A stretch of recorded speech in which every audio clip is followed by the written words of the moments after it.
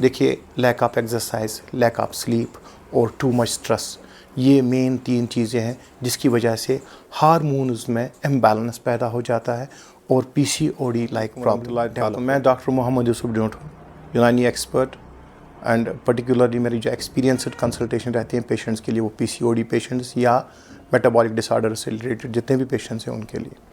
देखिए, सबसे बड़ी पहली बात जो है दैट इज़ कि पीसीओडी और पीसीओएस एक सी बात है, ये एक सिनोनिमस टर्म है, इसमें घबराने की कोई बात नहीं। हाँ, क्लिनिकली हम ये ले लेते हैं as per the severity of the symptoms, जिसमें ज़्यादा सिम्टम्स डेवलप हुए हो उसी के अकॉर्डिंगली कभी हम बता देते हैं कि ये पीसीओडी है या पीसीओएस है। और चूँकि इस वक्त बच्चियों में एक बर्निंग इशू है, ये ज़्यादातर टीन एज बच्ची में उनमें रहता है ये। अक्सर जो इसके वजूहात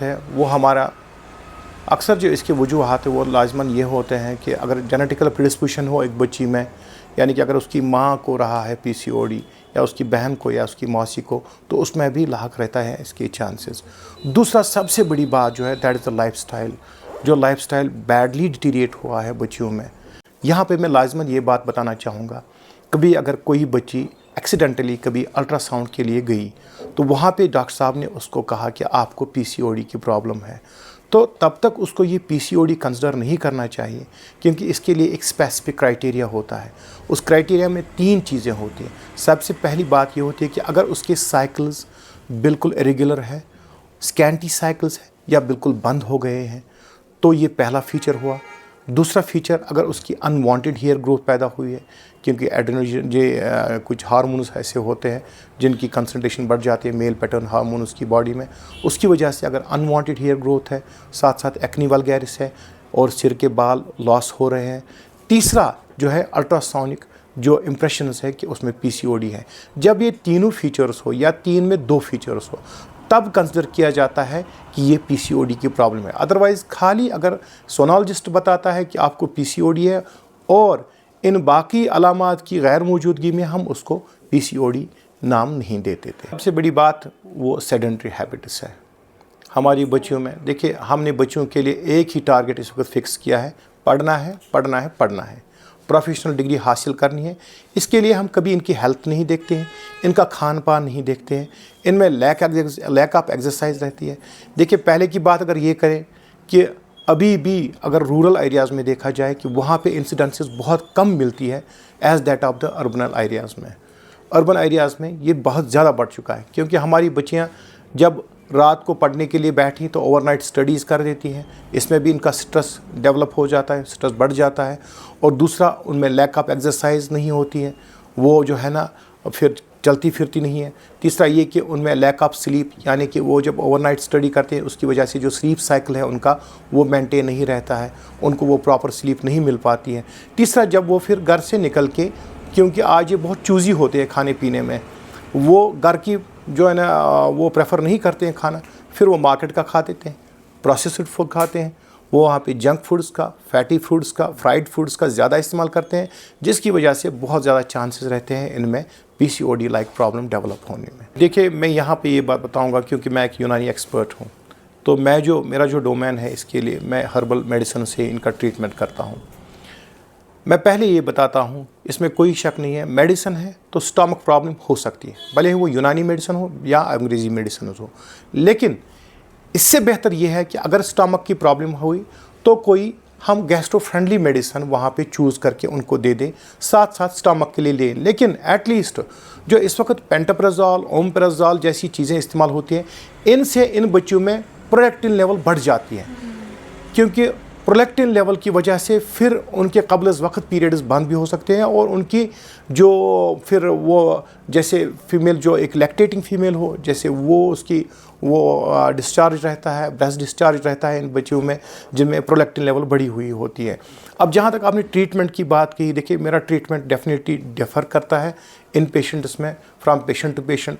कुछ ऐसे पेशेंट्स होते हैं जिनमें अगर कंटिन्यूसली साइकिल्स रहती हैं उनके लिए अलग मेडिसिन रहती हैं, कुछ पेशेंट्स जिनमें बिल्कुल पीरियड्स बंद हुए होते हैं उनके लिए अलग रहती हैं, और ऐसे पेशेंट्स जिनकी मैरिज हुई होती है फिर उनको पीसीओडी, जिसको हम सेकेंडरी पीसीओडी कहते हैं, उनमें इनफर्टिलिटी का इशू रहता है, लो एएमएच लेवल रहती है, उनके लिए मेडिसिन अलग रहती है। लेकिन हमारे मेडिसिन का चूँकि सोर्स जो है वो हर्बल सोर्स है, और वो हर्ब्स है स्पेशली जो साइंटिफिकली रिसर्च हुए हैं जो साइंटिफिकली प्रूव हुए हैं कि इनकी एफिकेसी है इन जैसे डिसऑर्डर्स में, क्योंकि हम इन डिसऑर्डर्स को कुछ एक ऐसे उन्वान के तहत लाते हैं जिनको अमराज़ बारिदा कहते हैं, यानी कि बॉडी की फंक्शंस में बिल्कुल स्लोइंग डाउन पैदा हो जाता है।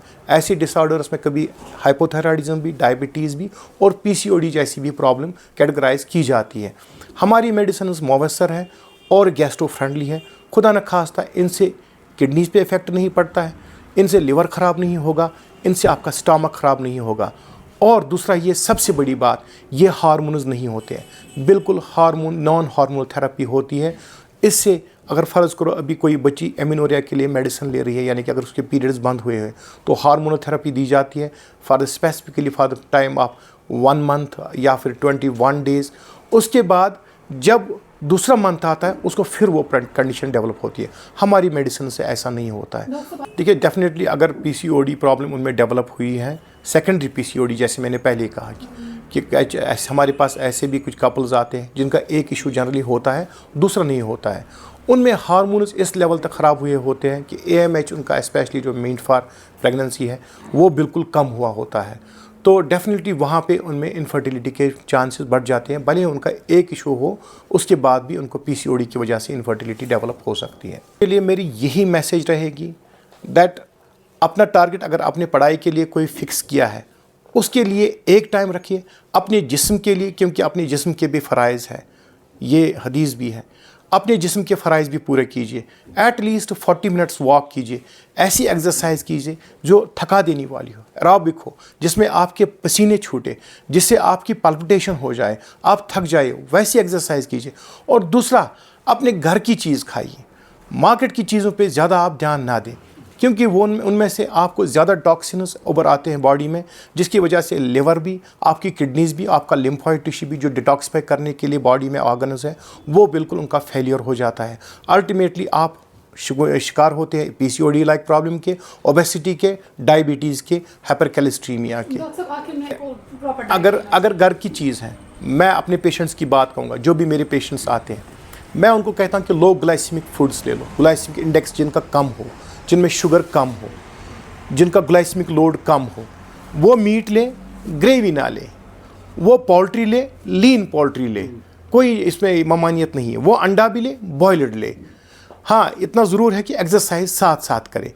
तो इंशाल्लाह रहमान हमारे यहाँ पे डाइटोथेरेपी का रोल है डेफिनेटली, लेकिन ऐसा हर्ष भी नहीं है कि जिसमें बिल्कुल एक बच्ची को लागर होने दे, उसमें जो है ना, मतलब मीट भी बंद करें, पोल्ट्री भी बंद करें, उसमें हम एग्स भी बंद करें, चीज़ ऐसा बिल्कुल भी नहीं है। हाँ, लाजमन यह है कि लो ग्लाइसेमिक इंडेक्स फूड्स का इस्तेमाल करना चाहिए।